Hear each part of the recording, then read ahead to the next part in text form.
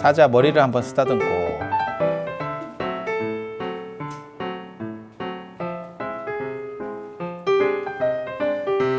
근데 팔에 염주가 점점 늘어난다. 나중에 여기까지 올 거야. 그 나오는겨. 그럼 시작을 해야지. 자, 안녕하세요. 오늘 말씀드릴 내용은 부처님 오신 날에 대한 이야기를 잠깐 해드리도록 하겠습니다. 부처님 오신 날 4월 8일 이렇게 해서 예전에는 4월 8일이 큰 날이었기 때문에 4월 달의 대표적인 날이에요. 그래서 초파일이라고도 하고 여러분들은 그 아실 거예요. 그 김부자 달타령. 그러면 4월 달에 부처님이 오신 달, 뭐 이런 가사가 있잖아요. 그거 몰라요? 네. 달타령 알 정도면 또 이게 지금 저는 진짜 그 양반을 얼굴을 몰라요. 나 그 양반은 몰라. 근데 달타령은 내가 들어봤는데 얼굴은 그게 살아는 있을란가 모르겠네. 갑자기 그런 생각이 드네요. 네. 그래서 아무튼 그게 그러니까 불교와 관련해서 이 8일이라고 하는 게 두 개가 들어요. 그래서 초 8일. 그러니까는 그게 8일 중에서 대표적이기 때문에 4월이라는 표현을 안 써도 그냥 8일 이러면 4월 8일 이렇게 생각하는 거예요. 그러니까 대표성을 가지게 되면 굳이 뭐라고 지명을 말을 안 해도 돼. 그 앞에를 구체적으로 말을 안 해도 돼요. 그래서 그런 거 있잖아요. 남산도 남산하면 서울 남산, 경주 남산 이렇게 세상에 남산이 한두 개겠어? 남쪽에 있으면 다 남산이고 뭐 이래도 그런 대표성을 딱 가져버리면 그 다음부터는 그 앞에다가 뭘 구체적인 걸 안 넣어도 그냥 그렇게 하면 초8일 이렇게 해서 초파일이 되는 거죠. 그러면 그냥 그게 의뢰의 4월 초8일 이렇게 생각을 하는 거고, 그 외에 12월 8일은 부처님이 깨달음을 얻으신 날, 그렇게 해서 그때는 나팔일, 나벌 8일. 그때는 그냥 8일이라고 하는 게 아니고 나팔일이라고 불러요. 납달이거든요. 납달이 12월 달이에요. 예전에는 12월을 납달이라고 불렀어요. 그래서 나벌 8일을 줄여서 나팔일, 나팔일 이렇게. 그래서 부처님 오신 날을 초파일이라고 지금도 많이 쓰죠. 근데 그게 이제 명칭이 구체적이지 않고 친절하지 않다라고 해서 이제 부처님 오신 날로 몇 년 전에인가 바꿨습니다. 그래서 제가 그런 얘기를 또 해드렸었죠. 원래는 무슨 절 이렇게 써야 되는데 석탄절, 불탄절 이런 것들이 너무 의미가 별로 이렇게 어감이 안 좋아서, 의미가 안 좋은 게 아니고 어감이 안 좋아서 사용하기가 굉장히 어려웠다. 그래서 원래 국가 명절은 뒤에다가 절이라고 써야 된다. 최고급들은 다 절이라고 쓰는 거다. 그러니까 절이 있고 일이 있다. 절이 있고 일이 있다. 그러니까는 절은 뭐냐면 광복절, 제헌절 뭐 이런 식으로 해서 뒤에 절자가 붙는 게 있고, 한글날, 뭐 국군의 날, 식목일. 식목일은 날하고 같은 거예요. 일이나 날이나 날일자를 쓰는 거니까. 그래서 일이라고 붙이는 표현이 있고 절이라고 붙이는 표현이 있다. 절은 국가 명절이고, 예전에는 그게 이제 민속, 어떻게 보면 국가와 상징되고 민속과 관련된 전체적인 동의를 얻을 수 있는 걸 절이라고 쓰는 거. 그래서 아직도 남아있는 게 명절, 추석, 설 이런 거를 민속 명절 이렇게 하는 거고, 그 다음에 국가와 관련됐을 때는 임금의 생일 이런 것도 절이라고 한다. 제가 그런 얘기도 예전에 한번 해드렸었어요. 그래서 북한에서는 아직도 왕조 같은 거를 강조하기 때문에, 그러니까 북한은 이해하기가 쉽다니까요. 북한이 왜 저러는지 이해하기 굉장히 쉬워요. 그냥 조선이 끝난 거고 조선을 이어서 김씨 왕조가 들어섰다라고 생각하시면 돼요. 그냥 그래서 그냥 세습이 되는 거고, 조선에도 그렇게 세습이 됐으니까 조선에도 그냥 왕 자식이 왕을 하는 거니까 그냥 그런 식으로 이해하면 편해요. 굉장히 편해. 왜 쟤네는 저렇게 이상한 행동들을 하지? 그냥 왕조라고 생각을 하면 편한 거예요. 조선시대 때도 그랬던 거예요. 그러면 그 혈통이어야 되는 거고, 그게 무슨 용의 혈통이잖아. 예, 용의 혈통. 지금 북한에는 백두 혈통이고. 그래서 김일성 생일이 태양절, 김정일 생일은 광명성절. 지금 그렇게 쓰는 거고. 근데 우리 남한에는 이제 왕조가 사라졌으니까 임금과 관련해서는 절은 없고, 그리고 불교 시대를 거쳤기 때문에 불탄절, 석탄절 뭐 이런 부처님 생일이 있고, 그 다음에 불교 명절 중에 하나는 또 뭐가 있냐면 우람분절, 그 다음에 성도절, 이 정도가 절로 들어갔었고, 나머지는 일로 돼 있죠. 그래서 출가 제1, 열반 제1 이렇게. 그러니까 절하고 일을 구분할 줄 알면 이게 위계를 알 수 있구나 라는 걸. 그러니까 옛날 사람들은 그런 게 다 족보가 있어요.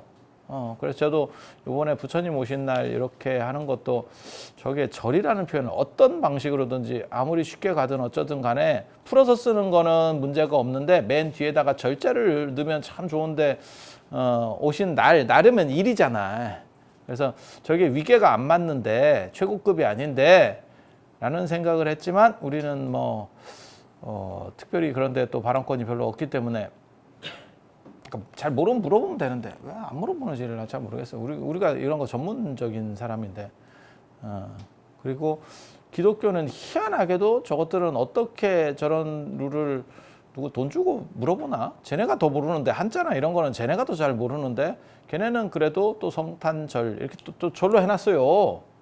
이게 기가 막히다니까. 참 저것들 참 진기하지.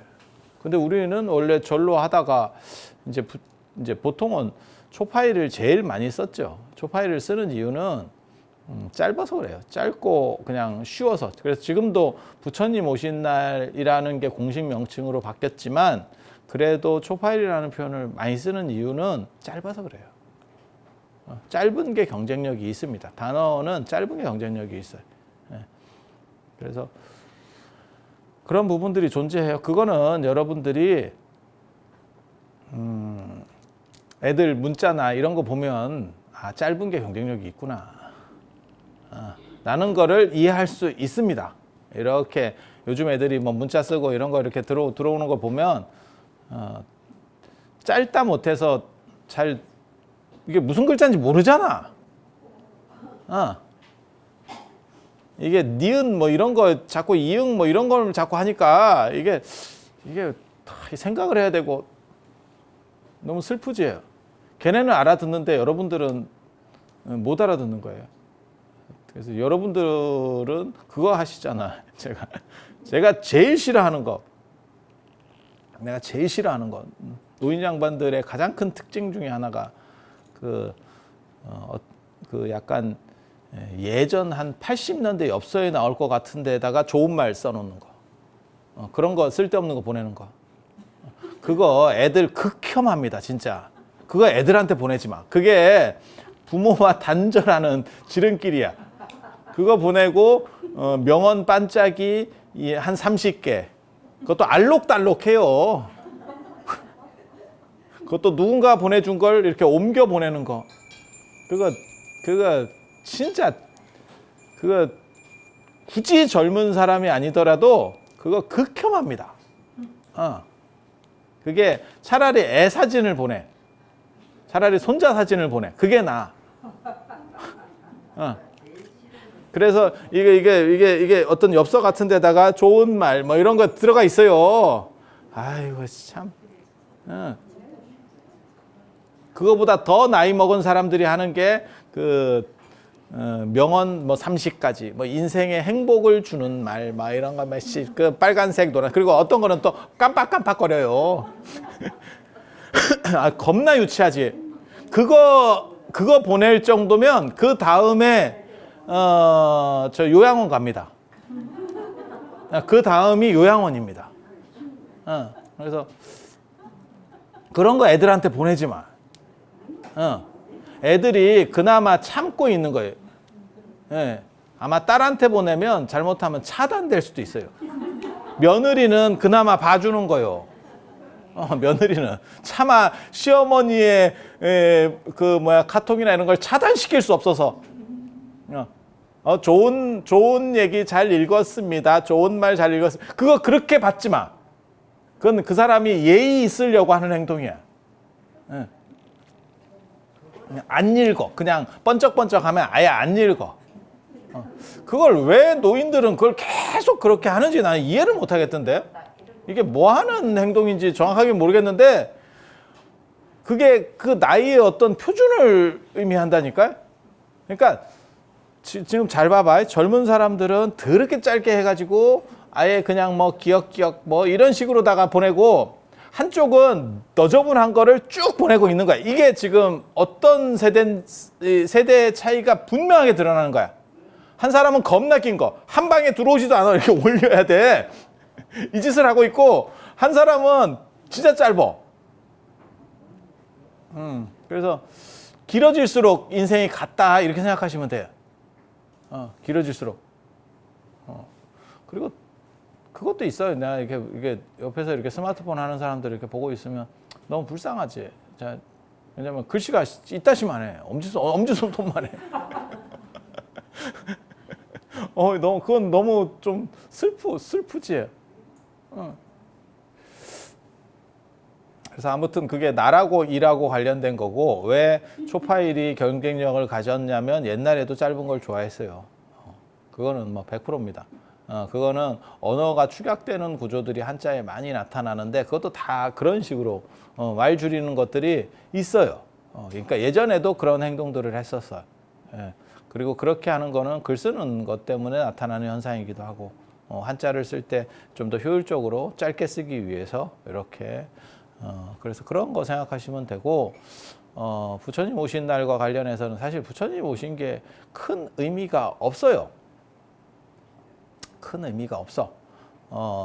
왜냐하면 부처님은 오셨을 때 중요한 게 아니고 깨달음을 얻었을 때 중요한 거거든요. 그러니까는 불교는 유신론 쪽 종교하고 달라요. 유신론 종교는 그 신이 왔다라고 하는 데에서 의미 부여를 하는 거고, 그래서 뭐 기독교나 이런 데서는 온 기점을 중심으로 해서 서기를 정하고 어쩌고 저쩌고 하는 거고, 불교는 그거는 의미가 없어요. 무엇으로 왔느냐가 중요한 게 아니고 후천적으로 자기를 극복하고 깨달음을 얻었다라고 하는 게 중요한 거예요. 35살에 양반이 깨달음을 얻으시잖아요. 35살에. 그래서 그렇게 생각을 해보면, 그렇게 생각하면 깨달음을 얻은 게, 그러니까 그거랑 똑같은 거죠. 뭐 대통령이 되든, 반기문 예전에 그 총장이, 유엔 사무총장이 그렇게 총장이 되든, 그런 거는 그렇게 됐을 때가 중요한 거죠. 그러니까 지금 미국 대통령이 바이든 대통령이잖아요. 대통령이 된 게 중요한 거죠. 그분 인생에 있어서 가장 중요한 거는 대통령이 됐을 때, 당선이 됐을 때, 태어났을 때가 중요한가? 그러니까 이거는 후천적으로 증득하는 거예요. 획득하는 가치거든. 그러니까 아무개집 아들이 뭐 의사라더라. 그거는 태어날 때 가지고 나오는 건 아니지. 태어날 때 히포크라테스 선서를 하면서 애가 이렇게 나오진 않겠지. 예. 그냥 이렇게 해서 어느 순간에 딱 되면 그 집 아들이 의사라더라. 그치? 좋겠다. 그런 거 아니요? 그렇게 하잖아요. 그래서 붓다라고 하는 거는 태어날 때부터가 아니고, 태어날 때는 보살로 태어난 거고, 이거를 보살이라고 하는 거예요. 그리고 35살에 붓다가 된 거죠. 붓다가 된 거죠. 그래서 불교의 시작점은 어떻게 보면 여기가 시작점이라고 할 수 있어요. 보살이라고 하는 거는 붓다가 될 가능성이 있는 사람을 얘기하는 거고, 그 다음에 이 보살이 여러 종류가 있어요. 가능성자만 있는 게 아니고, 이게 확정자도 있대. 확정자. 그런 걸 보고 일생보처라고 하는 거예요. 일생보처는 다음 생에 무조건 된다. 그리고 그게 이제 부처님 같은 경우는 도솔천에 있을 때, 그 호명보살로 있을 때는 일생보처. 그거는 다음 생에 태어나면 그냥 무조건 되는, 여기서부터 여기는 결정된 거예요. 이제 무조건 가는 걸로. 그리고 여러분도 보살인데, 여러분이나 저나 보살이거든요. 제가 보살인 거 아세요? 제가? 그러니까 대승불교하고 소승불교, 저 남방불교의 가장 큰 차이점 중에 하나가 뭐냐면, 똑같은 비구라고 하더라도 우리 같은 사람을, 남자를 비구, 그 다음에 여자를 비군이라고 하잖아요. 출가한 사람들을. 근데 우리를 보살비구라고 해요. 그러니까 수계를 할 때 대승불교에서는 일반 사분율에 의해서 계율을 받는 거 말고도 보살계도 같이 받아요. 그래서 수계의식 같은 거를 저희도 진행할 때 보면 보살 비구 누구는 이렇게 계단에 올라간 사람들은 그렇게 얘기를 합니다. 그래서 보살도 되고 비구도 되고, 겸직이지. 보살 비구라는 명칭을 써요. 여러분은 그냥 보살이지. 왜? 여러분은 빡이 아니니까. 그냥 여러분은 보살이고 우리는 보살 비구. 여러분이 빡이 되면 보살 비구니가 되겠죠. 그래서 보살에 석가모니 부처님은 전생에 호명보살이었고, 이거는 일생보처라고 하는 거예요. 다음 생에 무조건 돼요 라고 하는 거고, 여기서는 결정성이에요. 결정성. 결정이 돼서 35세에 붓다가 되는 거예요. 예. 우리는 미결정성. 여러분들이나 저는 미결정성. 그러니까는 보살은 보살인데 꼭 된다는 보장이 없어. 그래서 뭐 그런 거죠. 인생이라는 게 다 그런 거죠. 그래서 우리는 확실성이 없기 때문에 그냥 다음 생에도 보살일 수 있는 거고, 잘 되면 좋은 거고, 안 되면 뭐 어쩔 수 없는 거고.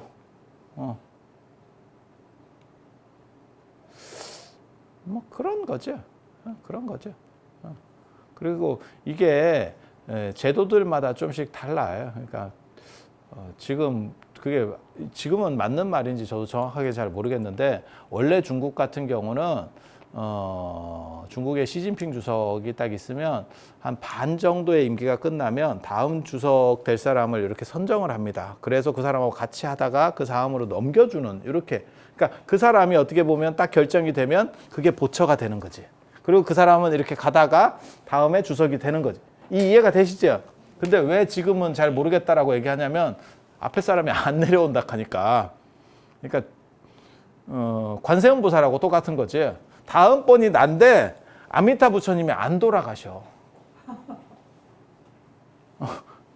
야, 이거 그렇다고 가락할 수도 없고 참 큰일 났네. 그래서 뭐 어떤 교훈을 얻을 수 있느냐? 줄을 잘 서야 된다. 줄을 잘 서야 된다. 좋은 줄 알고 가서 줄 섰더니 안 빠지더라. 무기계약직이었어. 알고 보니까 이게 무기계약이야. 참 깝깝하지. 그래서 이 보살의 두 종류가 있다더라. 결정성 보살, 그 다음 비결정성 보살. 그래서 부처님은 결정성인 거고 우리는 비결정인 거야. 그리고 요거는 이제 시기적으로 얘기하는 거고, 위계로는 또 다르게 얘기할 수 있어요. 위계로는 또 두 가지가 있는 거야. 센 보살, 그냥 거지 같은 보살. 우리는 다 그냥 거지 같은 보살. 찌질이 보살. 센 보살은 보살, 마하살 이렇게 해서 관세음 보살, 대세지 보살, 뭐 문수 보살, 지장 보살, 미륵 보살. 센 보살. 인간도 마찬가지로 그냥 생각해 보면 쉬워요. 우리도 마찬가지잖아. 아니, 대한민국 국민이 다 같은 한 표를 가진 동등한 인간이야. 하지만 우리 같은 찌질이하고 뭐 저 이재룡 씨 같은 분하고 그 같은 사람 아니죠? 같은 사람이지. 하지만 같은 사람 아니지. 아니, 둘 다 성립되는 말이잖아요. 보편성으로 보면 지도 한 표, 나도 한 표. 투표를 하든 뭐 국민이면 같은 국민이야. 그렇지만 그건 아니지. 그렇지만 제가 같다라고 얘기하면 그 양반이 그 말은 맞는데 이러면 속으로는 그 생각하겠지. 어따 갔다 대 뭐 이렇게. 그렇게 해서 결정적인, 시기적으로 결정적인 보살, 그 다음에 비결정의 보살, 그 다음에 센 보살, 안 센 보살, 센 보살, 찌질이 보살, 이렇게. 그래서 그렇게 있는 거고, 부처님이 된 게 중요하기 때문에 탄생이라고 하는 거는 상대적으로 의미가 떨어져요. 그런데 한 번 더 생각을 해보면 탄생하지 않았으면 그 사람이 존재할 수 없어요. 뭐 의사든 뭐든 관계가 없지. 뭐 예를 들어서 유엔 사무총장이 반기문 씨가 뭐 됐어도 대단한 우리나라 입장에서는 제가 보기에는 그건 상당히 큰 영예라고 생각하거든요. 물론 대통령이 더 힘이 우리나라 안에서는 대통령의 힘이 있지만 그래서 그거는 세계적으로 위상을 국가의 위상을 떨칠 수 있는 그런 부분에서는 굉장히 긍정적으로 뭐 노벨상 탄 만큼이나 가치가 있다. 아니 뭐 그분을 뭐 딱히 뭐 알아서 하는 얘기는 아니고 그냥 알고 싶을 뿐이에요. 근데 뭐 별로 그냥 사람마다 판단이 다른 거니까 아무튼 그래. 하지만 그 원인을 따져보면 그분이 태어나지 않았으면 사무총장도 못했겠지. 그렇지 않아요? 지금 대통령도 마찬가지. 대통령이 되는 게 그 양반한테 어떻게 보면 최고의 영예이긴 하겠지만 안 태어났으면 대통령 못했겠지. 그래서 사람들이 무슨 생각을 하냐면 탄생이라고 하는 게 더 중요하다 이렇게 보는 분들도 있어요. 그런데 붓다라고 하는 거는 자격이지 어떻게 보면 스스로를 극복해서 되는 거지 태어날 때부터 돼 있는 건 아니에요. 그래서 불교에서는 이거보다도 원래는 이거나 이거를 더 중시했어요. 그러니까 이 붓다라고 하는 자격도 두 가지가 있대. 하나는 불완전한 붓다. 하나는 완전한 붓다. 무슨 얘기냐면 지금 대통령 같은 경우가 이제 임기가 한 반틈 훨씬 지났나요? 뭐 아무튼 뭐 그렇다 치고 끝나면 그건 끝이잖아요. 그게 불완전성이잖아요. 그런데 시진핑이나 안 그러면 저 위에 러시아의 푸틴 같은 경우는 지금 거의 종신으로 간다 이렇게 말이 나오거든요. 그러니까 여러분은 생각을 해보세요. 미국 대통령이 제일 세잖아. 전 세계에서 가장 센 사람을 꼽으면 지금은 오늘날에는 미국 대통령일 거예요. 그걸 뭐 동의하지 않는 사람은 거의 없겠지. 그리고 얼마나 센지를 봤지. 우리가 요 몇 년에 걸쳐서 중국이 센지 알았는데 연락에 두드려 맞고 그런 걸로 봐서 우리는 사드 이런 거 막 보복당하고 이런 거 할 때 보면 중국이 굉장히 세구나 이랬는데 저쪽이 더 세구나. 확실히 세구나.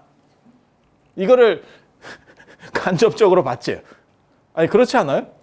힘의 우위가 압도적으로 나타나는 걸 봤지. 그리고 저기 또 패거리들이 있어요.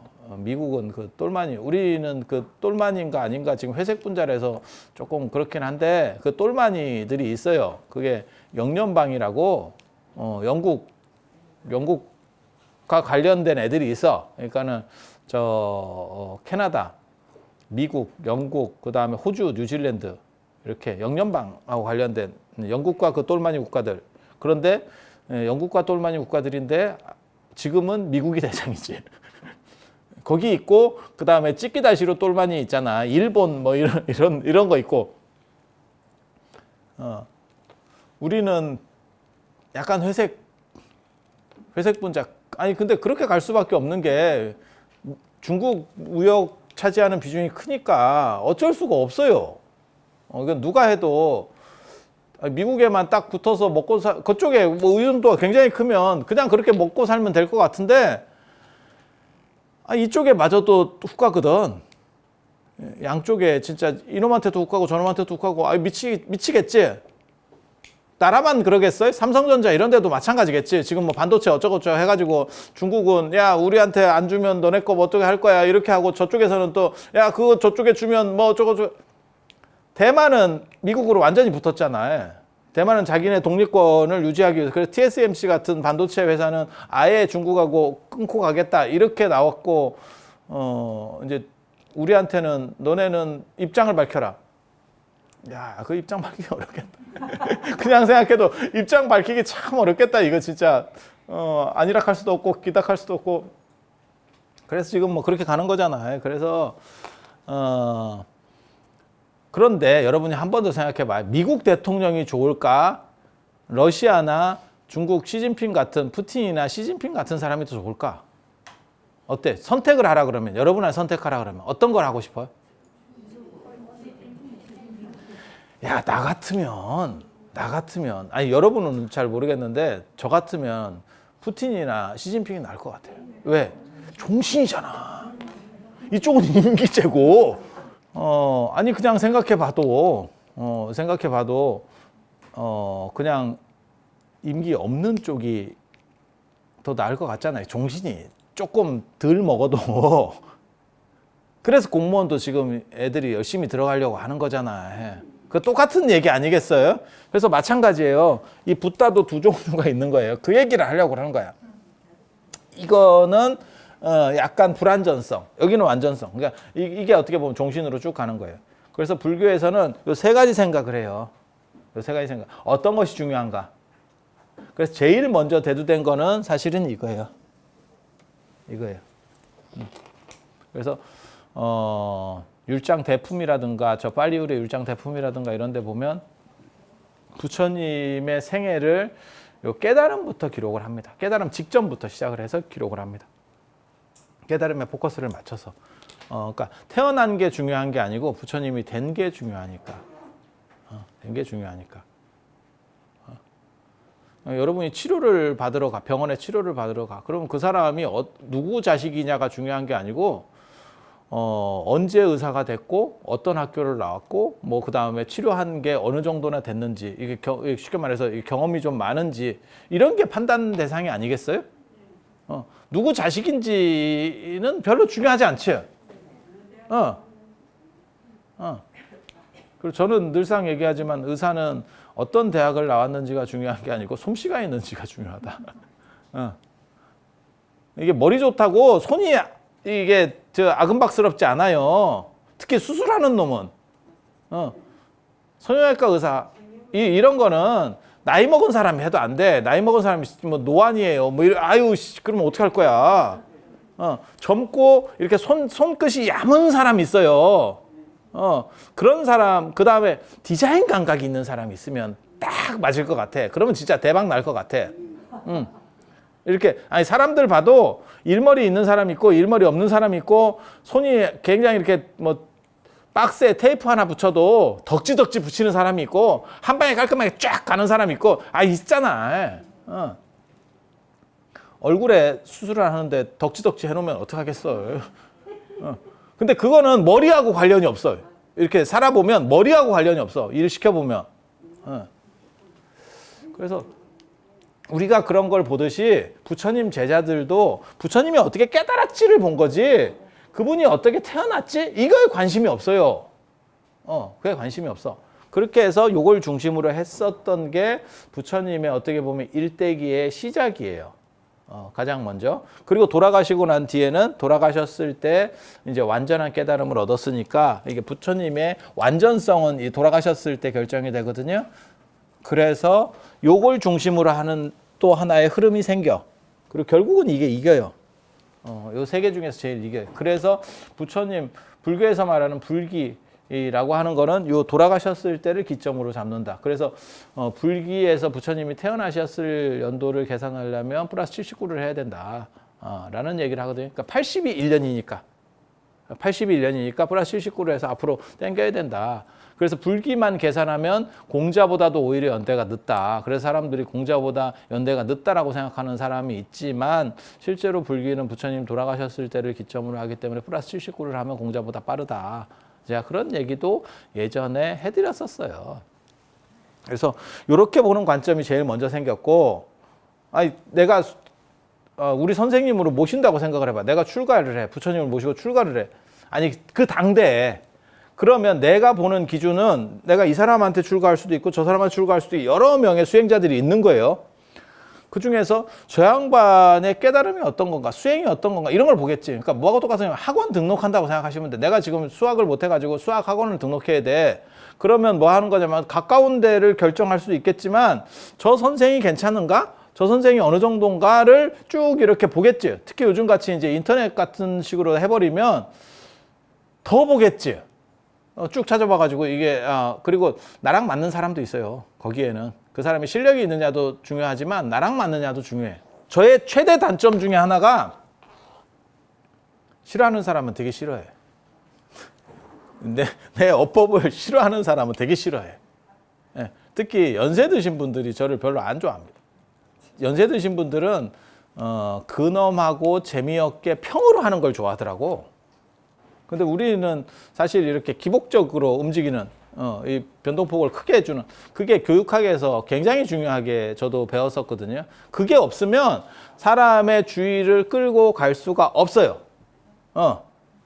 그래서 교육학에서 얘기하는 게 음의 고저도 줘야 되고 그 다음에 말의 고저도 줘야 돼요. 그러니까는 그렇게까지 하는 거는 일반 교육학에서는 타당하지 않지만 이런 걸 보고 속강이라 하는 거거든요. 대중 강연에서는 말을 험한 말도 썼다가 욕도 했다가 뭐 이거 했다가 저거 했다가 막 이렇게 섞었어야 사람의 의식이 한 군데에 고정돼 있지 않고 계속 이렇게 왔다 갔다 자기도 들으면서 왜 저런 말이 나오지? 이렇게 하면서 주의 집중을 끌고 가는 방법이거든요. 그게 교수법에 다 나오는 거예요. 그리고 이 모가지도 한 군데 고정시키지 말고 선풍기처럼 계속 움직이라는 거거든요. 선풍기 회전 모드를 써서 계속 누구를 보는 것처럼 해야 되고 저기도 보고 하지만 나는 눈이 나쁘기 때문에 어차피 앞에 외에는 안 보여. 그렇지만 끊임없이 그렇게 해야 되고 그리고 제가 제정신이거나 이럴 때는 이렇게 앉아서 안 합니다. 그건 서서 하는 게 훨씬 더 효과적이라는 걸 기본이 나와 있어요. 서서 해야 되고 그 다음에 사진 자료나 뭐나 이런 것들을 많이 활용할수록 더 효과가 좋고 제일 좋은 거는 가서 떠드는 거고 그래서 답사 현장에서 떠드는 거 직접 보면서 설명을 듣는 게 가장 교육 효과가 높고 그거는 다 이미 나와 있는 거고 여러분들도 들어보면 다 수긍을 해. 근데 연세 드신 분들은 그런 식으로 말하는 거에 대한 반감이 있어요. 점잖지 못하다. 날린다. 싸 보인다. 싼 걸 어떻게 싼 걸 어떻게 나도 걱정이요. 나이 든 사람 그래서 안 듣고 그럼 젊은 사람이 듣느냐? 젊은 사람은 종교 콘텐츠를 안 들어. 여기도 없고 저기도 없어. 슬프지. 내가 슬프다. 내가. 그러면 지금 조금 젊은 사람들이 위로 올라가면 되는 거 아니냐? 그 전에 내가 죽지. 그래 내가 죽지. 내가 죽겠다. 내가. 그래서 그걸 고려한다고 생각하시면 돼. 학원 선생을 내가 선택하는 것처럼 거기서 기준은 이거 아니었겠어요? 이게 아니지. 그 사람이 왕자로 태어나고 아이 그래 그거 뭐 어쩌라고 왕자 출신이든 평민 출신이든 학원 선생을 내가 고르는데 그 집안이 굉장히 좋은 집안의 애래 뭐 어쩌라고 나한테 어떻게 해서 나를 제대로 이끌어주고 내 실력을 향상시켜 줄 수 있느냐가 가장 포인트지. 그거 맞잖아. 내가 결혼을 하려고 그래. 그러면 출신 배경을 봐야지. 아니, 맞지 않아요? 출신 배경을 봐야지. 왜냐하면 성격이 이게 형성되는 데 있어서 출신 배경이라고 하는 건 굉장히 중요하거든요. 그런데 내가 학원 선생을 고르는데 출신 배경을 볼 필요는 없죠. 그거는 미친놈 아니면 필요가 없는 거죠. 그러니까 이걸 중심으로 하는 거고 그 다음에 이제 부처님께서 이거보다는 이 단계가 완전성의 단계거든요. 그러니까 요걸 하지만 이쪽에 관심들이 이제 돌아가시고 난 뒤에 이쪽으로 관심이 몰리게 되는 거지. 쏠리게 되는 거죠. 그래서 이게 1번이고 이게 2번이요. 그런데 이거보다는 이게 당연히 빠르지. 왜? 부처님 살아계실 때 제자 되는 사람은 이걸 볼 수는 없잖아. 아니, 학원을 등록하는데 학원 선생님이 죽었어. 그럼 뭔 등록을 해? 말도 안 되는 거지. 그래서 이렇게 되셨을 때는 점점 종교화되는 거예요. 그 어른이 어땠다 카드라. 이제 카드라만 남는 거지. 이때는 직접 들을 수 있는 거고, 이거는 이 양반의 제자들한테 우리 선생님이 이랬어 라고 말하는 것만 듣는 거지. 그러면 거기서 종교화가 이루어지기 시작합니다. 말이라고 하는 거는 이제 건너가면서 약간씩 이렇게 살이 붙어요. 말은 절대 다이어트를 하지 않습니다. 그리고 인도의 암송 문화는 진짜 거지 같은 문화예요. 암송이라는 건 저거는 올바로 똑바로 전파될 수 있는 방식이 아니에요. 저도 큰 스님들이 이렇게 증언 같은 걸 이렇게 듣고 채록해 보면 있잖아요. 이렇게 얘기를 이렇게 진짜 큰 스님을 조명하기 위해서 그 제자들하고 이렇게 문답을 할 때가 있거든요. 그래서 그분은 돌아가셨으니까 그분한테 직접 뭘 할 수는 없고, 그분 제자들은 봤던 어른들이니까 지금 이제 그분들도 다 연세가 많으신 분들이야. 그러면 그분들한테 이제 증언 같은 걸 듣고 채록을 할 거 아니에요. 들어보면 다 나를 아꼈다요. 아마 지금은 자식이 별로 없으니까 그런데 부모님이 계시고 자식이 뭐 이렇게 한 대여 이상이 있다고 가정을 해보세요. 그리고 부모님이 이게 훌륭한 분이고 재산도 많이 남겼던 분이야. 뭐 개판으로 사셨던 분이 아니고. 그리고 나중에 자식들한테 얘기해 보면 우리 아버지가 나한테 뭐라 그랬는데 다 유리한 것만 기억하고 있어. 우리 아버지가 나를 뒤지게 팼는데 이런 거 얘기 안 한다니까 사람이. 아니 그렇지 않아요? 그리고 이 어른이 진짜 대단한 사람이에요. 사람들이 다 관심을 가지고 그 어른은 어땠어요? 그러면 다 좋은 얘기만 하고 나쁜 얘기는 안 해. 그리고 자기 아버지인데 누가 나쁜 얘기를 하겠어. 그건 당연한 거고. 그리고 자기를 이렇게 다른 자식보다 조금 더 이렇게 대우해줬다, 이런 얘기들을 한다고. 이게 종교화라고 하는 거거든. 이게 종교화라고 하는 거거든. 그러니까 그렇게 해서 요 자식을 대단하게 보는 것도 있고, 요 자식을 대단하게 이제 더 그런 게 있어요. 그러면 이게 이제 학파가 만들어지는 거예요. 돌아가시고 난 뒤에 어떤 학파가 만들어지는 거예요. 그리고 이렇게 종교화가 이루어지다 보니까 부처님은 날 때부터 결정돼 있었다 그랬잖아요. 요거는 결정이잖아요. 마치 아까 시진핑이 올라갈 때만 하더라도 시진핑 아빠가 누구지? 후진타오인가? 뭐 정확하지 않은데 그 양반이 아무튼 반틈하고 중국은 반틈 임기가 끝나면 다음 사람을 세워서 이렇게 넘어가는 거라고 그랬잖아요. 그러면 그 반틈 끝났을 때 결정된 사람은 무조건 되는 거거든. 죽지만 않으면. 그 사람이 죽지만 않으면.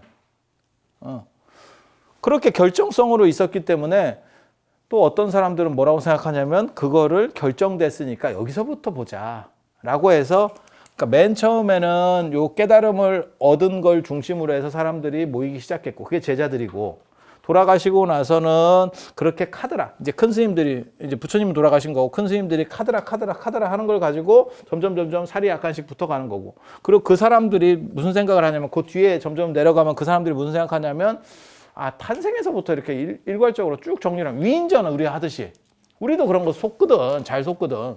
그러니까 슈바이쩌 이러면 슈바이쩌가 대단한 게 아니고 슈바이쩌가 아프리카나 이런 빈민 그런 데 가서 자기가 충분히 좋은 쪽에서 잘 살 수 있었지만 그렇게 하지 않고 간 그 시점부터가 어떻게 보면 그렇게 생각이 딱 바뀌는 시점부터가 중요하겠지. 아니 그렇지 않아요? 어렸을 때는 그렇게 안 갈 수도 있잖아요. 그래서 거기에 의미 부여를 하는 거고, 그게 점점 살이 붙으면 나중에 어떻게 하냐면 위인전 나올 때는 여기서부터 나오지. 모든 우리가 읽은 위인전은 태어났을 때부터 이렇게 나오지. 그리고 더 끌어올리면 이게 더 이제 어떻게 보면 종교화되고 더 끌어올리고 그 사람에 대해서 뭐가 나오면 그 다음에 뭐가 나오면 족보를 따져요. 그래서 그 사람 무슨 조상이 어떻고 저쩌고 하면서 그 참 대단한 집안이, 따지고 보면 대단한 것도 없어. 그렇게. 그런 것까지 따진다니까? 아니, 그 조선 임금도 그렇게 한 거 아니에요? 그게 용비어천가잖아요. 그 위에 뭐 어떻고 저쩌고 이렇게 갖고 뭐 이렇게. 근데 그 자꾸 파고 올라가면 그게 전주희 씨가 아니고 저쪽 북방 유목미라고 점점 가까워져. 그 전주희 씨들 이렇게 위로 계속 따지면 나 같으면 별로 따지고 싶지 않을 것 같은데. 아니 그런 거예요. 그런 거예요. 근데 용비어천가가 내나 그런 거 아니요. 그렇게 위에까지 쫙 추종하고, 임금이 새로 돼도 딱 그런 행동을 하거든. 그러니까 자기 아버지가 임금이었는데 내가 임금이야 이러면 별로 안 따지지만, 지차가 이렇게 들어왔어 어디 이렇게, 그러면 철종이 들어왔어 그러면 자기 아버지 위로 올리고 뭐 이렇게 다 이런 짓을 하거든. 그렇게 해서 맨 위에부터 정리를 하려고 하는 그 흐름이 맨 뒤에 나왔지. 그리고 위인전처럼 생각하시면 돼요. 그래서 탄생이라고 하는 건 굉장히 중요해. 라고 하는 게 기원 전후쯤 되면 그쪽으로 완전히 정리가 이렇게 위인전이 하나 만들었다고 보시면 돼요. 부처님 위인전이 완전히 하나 만들었다고 보시면 돼요. 그렇게 해서 만들어지니까 탄생 중심이 되는 거예요. 탄생 중심이. 그리고 인도는 열반 중심도 많이 했는데 동아시아로 넘어오면서 열반 중심은 사라져요. 열반은 완전한 깨달음이라는 뜻인데 여기서는 인도 사람들은 그게 죽을 때나 가능하대. 그래서 이거를 유사 개념으로 써요. 이렇게. 그래서 뭐 큰 스님이 돌아가셨다도 가능하지만 큰 스님이 열반하셨다. 그래서 개인적으로 저는 글을 쓸 때 큰 스님이나 뭐 이런 분들이 돌아가셨을 때 저는 열반이라는 용어를 안 쓰고 열반이라고 쓰면 이게 깨달음하고 자꾸 헷갈리는 거예요. 그러니까 불교의 목적은 열반에 있어요. 그리고 그건 깨달음이라는 뜻이야. 그리고 그 완전한 깨달음은 죽을 때 얻어진대. 근데 이렇게 되니까 용어가 자꾸 헷갈리는 거예요. 그래서 저는 입적이라는 표현을 씁니다. 열반하셨다라고 표현을 쓰지 않고 입적하셨다. 그래서 이건 돌아가셨다는 의미를 부각시키고 열반이라는 의미를 독립시키려고 생각을 하는 거거든요. 그래서 이런 개념들이 약간 차이가 존재해요. 차이가 존재해요. 그래서 위인전이 다 하나가 만들어지면 풀세트로 만들어지면 그러면 탄생 중심으로 지금 오늘날 보는 것처럼 고착화되고 그게 이제 4월 8일이라고 하는 거죠. 인도는 열반 중심의 관점이 윤회론이기 때문에 사람의 죽음에 대해서 크게 이렇게 터부시하는 문화가 없는데 동아시아 같은 경우는 윤회론이 불교가 들어오기 전에는 없어요. 그래서 죽으면 단멸한다. 어느 정도 제사밥 먹다가 끝나는 거예요. 그게 사대봉사거든. 그리고 양반이 아니면 사대봉사를 못해요. 조선 후기까지도 일반인들은 그냥 아버지까지 제사 지내고 끝입니다. 어디 사대봉사를 해? 양반도 고위층 양반이나 돼야 사대봉사를 하는 거예요.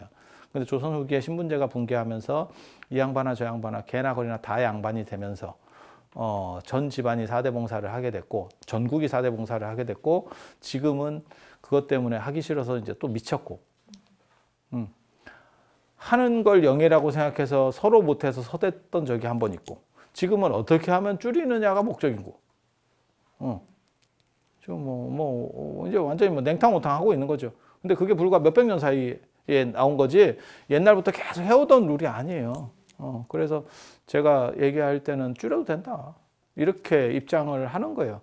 계속 뭐 천년 전통이 있고 그런 거 아닙니다. 조선도 최막판에 신분제가 붕괴할 때 사대봉사로 지금 일반화된 거니까 이거 별로 의미가 없어요. 그래서 사대봉사라고 하는 거는 고위층 양반들도 결국은 그만큼 영혼이 존재하고 없어진다는 뜻이에요. 영혼이 존재하고 영속적으로 존재하면 계속 제사를 지냈겠지. 그래서 없어진다는 의미이기 때문에 그런 거 이제 단멸론이라고 하는 거예요. 죽었을 때 바로 끝난다도 있고 죽었지만 그래도 약간의 상속 기간은 존재했다가 사라진다. 마치 우리도 죽음을 보면 그렇잖아요. 영혼이라고 하는 거는 내 생명이라고 하는 거는 죽으면 바로 끝나는 거고 육체는 그냥 냅둬도 뭐 몇 년은 가지 않겠어요? 땅에다 묻어놔도 우리가 이장할 때 이렇게 보면 한 10년 돼도 뼈가 이렇게 큰 데는 나옵니다. 이거하고 엉덩이 뼈 이런 게 뼈가 크거든. 그런 건 나오거든.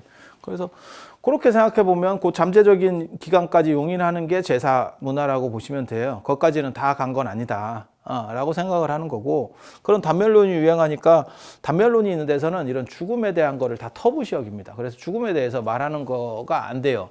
그래서 저 같은 사람은 자꾸 죽는다는 얘기를 쉽게 하는 거는 사실은 제가 불교인이기 때문에 가능한 거고 여러분들은 죽음이라는 거를 말하면 안 되는 그런 교육을 어렸을 때부터 받았어요.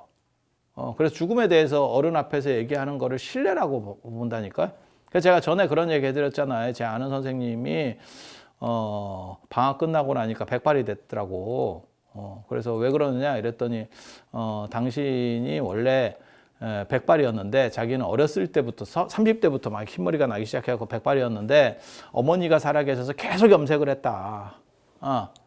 왜 어머니한테 자식이 늙는 걸 보이는 것이 불효라고 자기는 교육을 받았기 때문에 그리고 그게 불효인 이유는 내 자식이 저렇게 백발이 된다라고 하는 게 내 죽음을 환기시킨다는 거예요. 그래서 불효가 되는 거야. 그래서 어른 앞에서는 뭐 죽겠다, 힘들어 죽겠다, 뭐 이런 말도 원래는 쓰면 안 되는 거고, 저는 맨날 죽겠다가 입에 붙어 있지. 죽겠는 걸 어떻게 해? 그게 관점이 다른 거예요. 그러니까 제 같은 식이 인도식 관점인 거예요. 그리고 동아시아 관점에서는 그렇게 얘기를 하면 안 돼. 그거는 기본적인 도덕관이 결여되는 거예요. 어른 앞에서 함부로 죽음에 대해서 얘기하면 안 돼. 왜? 그 사람의 죽음을 환기시키기 때문에. 근데 저는 어떻게 생각하는 거냐면 죽음을 환기시켜서 저 사람이 좀 더 똑바로 정신을 차리기를 원하는 거예요. 당신은 배터리가 얼마 안 남았기 때문에 더 현명한 선택을 하고 더 행복한 선택을 해야 될 권리가 있어요. 라고 말하는 거야. 그러니까 두 가지 생각하시면 돼요. 시한부 인생이야. 3개월 시한부 인생이야. 그걸 의사가 가르쳐 주느냐 안 가르쳐 주느냐의 문제라고 보시면 돼요. 가르쳐 줬을 때 충격을 받아서 사람이 해롱해롱 할 수도 있고, 나 같은 경우는 만약에 저라면 저는 가르쳐 달라고 할 거예요. 가르쳐 주면 내가 3개월 동안 내가 하고 싶은 짓을 그냥 다 해볼 거야. 그리고 3개월은 착하게 살 것 같아. 굳이 내가 약간 손해를 봐도 곧 죽을 건데 내가 저걸 험한 말을 해야 되겠어? 이런 생각을 할 것 같아. 그러니까 이게 관점의 문제예요. 그런데 지금까지는 언간하면 안 가르쳐주는 쪽이 많았던 거고, 아마 지금 젊은 사람들이 기성세대로 올라오면 저처럼 생각할 거예요. 가르쳐주는 게 윤리적으로 더 타당하다 라고 할 거예요. 그리고 지금은 과도기니까 자식들한테는 가르쳐주면 자식이 거의 선택해서 유도리를 발휘하죠. 그래서 이거는 우리 부모님 입장에서는 모르시는 게 낫겠다. 그러면 그냥 가는 경우도 있고, 그래도 알려드리는 게 낫겠다. 그러니까 의사는 자식한테 어떻게 보면 위임해 주는 거죠. 환자한테 적시해 주는 게 아니고. 그렇지 않아요? 맞잖아요. 그게 과도기인 거고, 그 다음에 여러분 자녀분들이 기성세대에 올라올 정도면 아마 그냥 대놓고 얘기해 줄 거예요. 그러니까 저는 대놓고 얘기하면 훨씬 좋을 것 같아요. 그러니까 그 생각이 다른 거예요. 그래서 저는 여러분들에게 죽음이 다가오고 있다. 그건 근데 불교적으로는 부처님은 늘상 그 얘기를 했어요. 네가 죽음이 다가오고 있다는 거를 정확하게 인지할 때 가장 현명한 선택을 할 수 있다는 거예요. 하이데커의 행복론에서도 나오는 거예요. 후회 없는 선택이지. 그렇잖아요. 부모님에 대해서도 저도 그 생각이 있는데, 이게 부모님 같이 가까운 사람도 없지만 부모님처럼 만만한 사람도 없어. 그래서 언제나 한번 찾아가야지라고 하지만 안 가. 그래서 주자 10회운에 보면 부모 사후에 부모가 돌아가시고 나서는 후회한다라는 생각이 있는 거고, 그런데 만약에 돌아가시는 날이 정해져 있어. 그 양반이 돌아가시거나 내가 죽거나 정해져 있으면 최대한 잘하려고 하겠지. 그렇지 않을까? 가장 후회가 안 남는 선택을 한다는 거예요. 무엇이 옳은 거는 아니고 정해져 있는 건 아니고 어떻게 하는 게 옳아요가 아니고 후회가 안 남는 선택. 내가 되돌아봤을 때 그때 이렇게 할 걸이라는 생각을 안 남는 거. 그게 뭐 돈으로 지르든지 뭐 많이 가든지 뭐 별 방법들이 다 다르겠지. 사람마다 그거는 뭐 개인 차이가 있는 거니까. 그래서 우리는 그래서 죽음에 대해서 계속 생각을 하는 사람이고, 그러다 보니까 입에서도 그게 계속 나오는 거고. 근데 동아시아는 이걸 터부시어였기 때문에 열반에 대해서는 그게 없어요. 별로 이걸 두드러지게 안 합니다. 그래서 열반은 성도는 성도제일이라는 표현은 있어도 열반은 열반제, 그 성도는 성도절이라는 표현이 있어도 열반은 열반절이라는 표현이 없어요. 열반은 언제나 열반제일이에요. 한 단계 떨어지는 거예요. 그러니까 인도 사람은 이걸 중시하지만 그 얘네는 윤회론이니까 계속 바뀐다고 생각하니까 거기에 대한 큰 부담이 없는 거야. 근데 동아시아는 그게 이제 부담이 되는 거고, 그래서 이 세 가지 룰이 있었는데 시차적으로는 요거, 그 다음에 요거, 그 다음에 요거 이렇게 가는 건데, 동아시아 사람들 입장에서는 요 탄생이라는 게 열반을 싫어하는 사람들이, 죽음을 싫어하는 사람 입장에서는 탄생이 더 좋은 거예요. 그거는 생기가 있는 거고, 우리 그런 거 있잖아요. 어떻게 보면 실록 예찬이지. 젊은 사람들을 보고 제가 어렸을 때 어른들이 그렇게 말씀하시는 걸 보면 이해를 못 했거든. 딴 건 다 부러운 게 없고 네 젊음이 부럽다. 근데 여기에는 그게 존재하는 거죠. 그리고 이 양반은 다복하게 났잖아. 다복하게 났잖아. 6년 고행하고 셀이 굶고 이거보다는 다복한 게 좋은 거 아니에요? 금수저로 태어나고 모든 사람이 그렇게 원하는 거 아니에요? 그래서 요즘 애들한테 물어보면 그런다 하잖아요. 네 꿈이 뭐냐? 그러면 나는 재벌이세요. 그런데 우리 아버지가 열심히 하지 않습니다. 그랑 똑같은 거죠. 부처님 오신 날이라는 거 하는 게 후대에 이쪽 관점이 승리하면서, 그리고 동아시아에서는 이쪽이 설득력이 훨씬 더 있었다는 거. 그리고 이제 연등을 달아서 경축의 의미를 부여를 하는데, 원래 연등은 정월 대보름에, 고려 무신 정권 때까지 연등은 정월 대보름의 벽사의 의미로 모든 삿된 것들을, 밤에 모든 나쁜 것들을 다 쫓아낸다라고 해서 달았던 거고, 그러다가 최우라고 하는 사람이, 무신 정권의 그 최충원 아들이 최우거든요. 나중에 최이로 이제 개명을 하는데, 그 양반이 부처님 오신 날에도 한 번 더 했으면 좋겠다 이런 식으로 하다가 부처님 오신 날도 옮겨 붙어요. 이게 연등이 옮겨 붙어. 그래서 불탈 연자입니다. 이게 연꽃뜸이라서 연등이 아니야. 그러니까 불을 밝힌다는 의미예요. 등불의 의미예요. 등불의 의미. 그래서 모든 삿된 것들을 물리치고 지혜를 증장하고, 그런데 그거 거기다가 플러스를 해서 요즘은 연꽃으로 만들어서 청정성, 연꽃이라는 게 부활, 재생, 청정의 의미가 있어요. 그래서 연꽃은 더러움에 물들지 않고, 그 다음에 연꽃이 아침에 폈다가 저녁에 오므라들고, 이게 반복을 하거든요. 그래서 이게 부활과 재생의 의미를 가지는 거예요. 그래서 심청이도 연꽃으로 이렇게 올라오고, 그 다음에 극락에 가도 연꽃에서 이렇게 태어나고 한다는 게 그런 거예요. 그리고 그 연꽃이 부활의 의미를 가지는 건 이집트에서부터 출발하는 문화예요. 인도 문화가 원조가 아닙니다. 그래서 연등을 달아서 자기의 청정성, 그 다음에 주변을 밝히고 다 지혜롭고 슬기롭고, 그리고 이게 불을 밝히면 옛날 사람들은 그렇게 생각하는 거예요. 모든 나쁜 것들, 어두운 것들, 삿된 것들이 오지 못해. 그러니까 불을 밝혀서 못 오는 게 아니고, 불이 밝아지는 순간 그런 것들이 다 바로잡히고 사라지는 거죠. 그게 어떻게 보면 복된 거죠. 진정한 복이죠. 사필귀정이라고 하잖아요. 사필귀정. 삿된 것들은 반드시 올바른 걸로 돌아간다. 근데 그거는 점차적인 거고, 야, 그 올바른 걸로 돌아가기 전에 내가 죽으면 어떡해? 그러니까 내가 누명을 썼어. 근데 그건 언젠가는 벗을 수 있을 것 같아. 근데 내가 죽은 뒤에 벗으면 어떡해? 아깝이지. 그래서 그거 말고 파사현정이라고 하는 개념이 있다니까. 삿된 것들을 물리치는 순간에, 마치 등불을 켜는 순간에 어두움이 사라지듯이, 파사, 삿된 게 물리쳐지는 순간에 밝으면 들어오는 거예요. 예. 현정이에요, 현정. 그래서 파사적 현정이에요. 그게 연등의 의미에 들어있는 거예요. 그래서 그런 거를 잘 밝히고, 내 나쁜 것들이 다 없어지기를 바라고, 그 다음에 부처님이 탄생하시는 그런 복의 문제, 양반이 복으로 태어난 양반이니까 좋게, 좋은 환경에서 태어나니까, 그 다음에 그 깨달음의 의미라는 것들을 내가 잘 받아서, 내가 좋은 일만 많이 있고 나쁜 것들은 다 사라지기를 원하는 그런 게 부처님 오신 날의 의미고, 그 다음에 연등을 밝히는 의미다 라고 이해를 하시면 되겠습니다. 자, 오늘 또 이상 마치고 다음에 또 다른 이야기로 찾아뵐 수 있도록 하겠습니다. 자, 들어주셔서 감사합니다.